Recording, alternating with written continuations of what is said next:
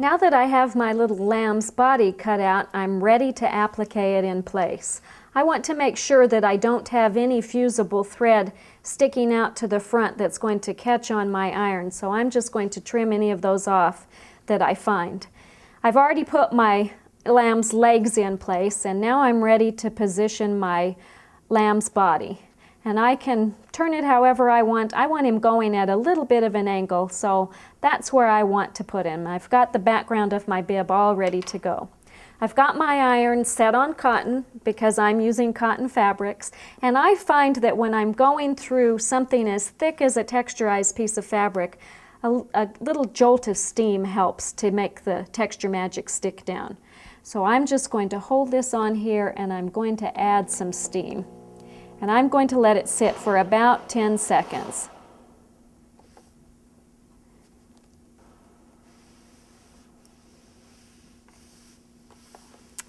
Wiggle it a little bit, and as you can see, my sheep is fused in place all the way around there. All those edges are done. Now, because I used a light thread in the edge of that, I'm not even going to bother with pulling that thread out. You can't even see that it's there. I'm going to do my decorative stitch around here to finish off these edges, and I'm done. But had I used a thread that I want it to pull out, it would be a simple matter of grabbing it and pulling that thread out. Before I go to stitch, I'm going to go ahead and put my lamb's head on. And as you can see, I've already prepared this. I stitched this from the back with my fusible thread, so I've got the fusible thread on the underside, and then I've cut that out just as close as I can get to that stitching all the way around. I'll position my head where I think it looks cute. I want him to have a little bit of an angle, but I want that head to pretty much stay right on the body. So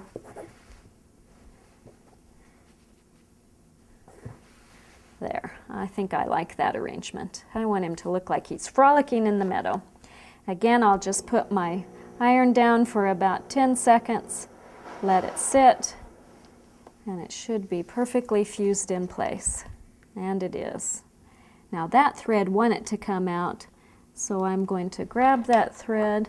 So I've got that thread loosened. If it doesn't come right out, again, I just warm it up a little bit with my iron, and that top thread's going to come right out of there. So you can see how easily that thread removes. If you have an instance where as the thread comes up, it pulls your thing, you just need to set your iron down on it a little bit longer and let that thread really melt in place.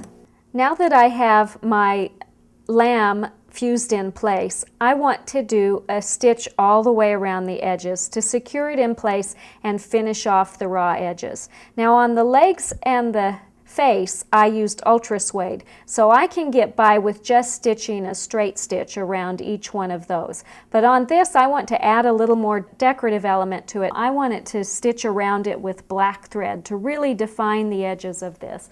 And I want to use a heavy thread, so I'm going to use King Tut. And I've put a finer thread like a sew fine in the bobbin, but I'm going to use a heavy 40 weight thread King Tut to do the stitching around there, and I'm going to stitch it with the blanket stitch because that's my favorite stitch to do. Again, I don't want to start right in the corner, so I'm going to pick one of these, and actually I like to start somewhere right where the other black is because I think it hides a little bit better. I'm going to put my needle down, pull my thread up, put my needle up, that pulls my bottom thread up. With my snipper, I'm right there ready to grab that. I can get both of those threads pulled up and hold them out of the way so I don't worry about catching them underneath. And then I'm going to make sure my needle down position is locked, and I'm going to start stitching all the way around this little lamb.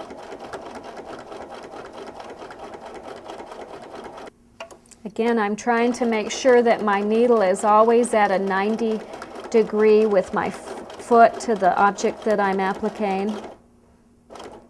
When I get to these little points, if I want, I can drop my feed dogs, which is just a matter of holding in the button on the side here, and I can pivot and do a triple stitch in each of these points. After I get that one done, then I'll turn it this direction, I'll re-engage my feed dogs, and I'll continue the rest of the way around the little lamb. All right, I've stitched almost all the way around my lamb. I'm going to finish stitching with my blanket stitch, and then I'm going to stitch with a straight stitch along my legs. I don't even have to change threads or move out of here. What I'm going to do is when I get here, one more stitch, I'm going to get where I want to be. I'm going to switch to a straight stitch. I'll scoot over a little bit so I'm on there, and I'll just keep stitching. And I'm going to stitch down this leg,